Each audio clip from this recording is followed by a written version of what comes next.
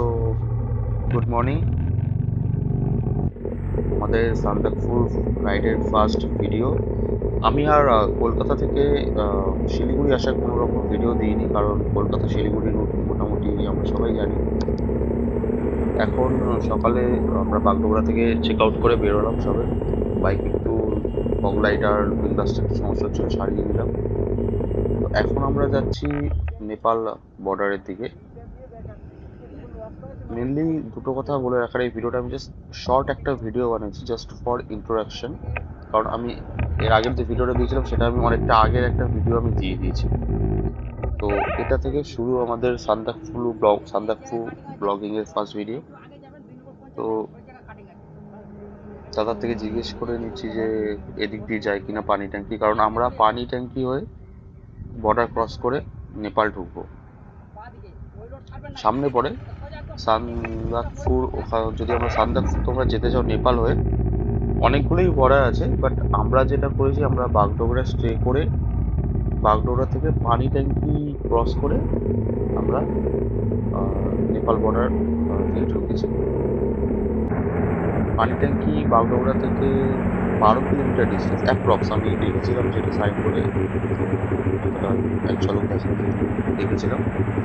সকালবেলা বেরোনোটাই বেটার, কারণ যত দেরি হয়ে যাবে বর্ডারে খুব ভিড় বেড়ে যাবে।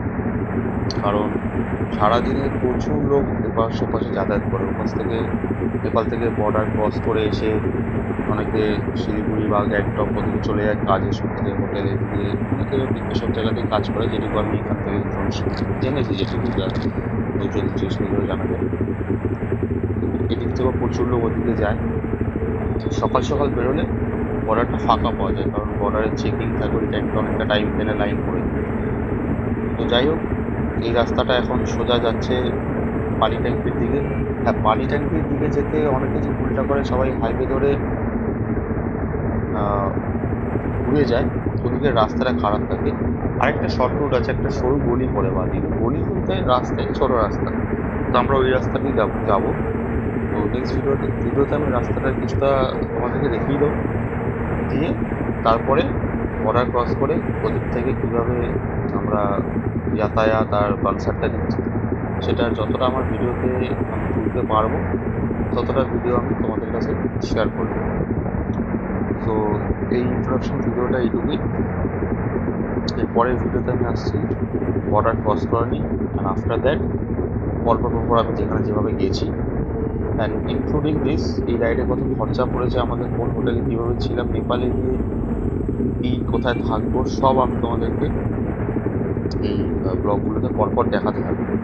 তো তোমরা থাকবো ভিডিওটার সাথে, আর এর পরের ভিডিওটাতে আশা করি তোমাদের এই রাইডটা দেখতে খুব ভালো লাগবে। চলো, থ্যাংক ইউ, টাটা।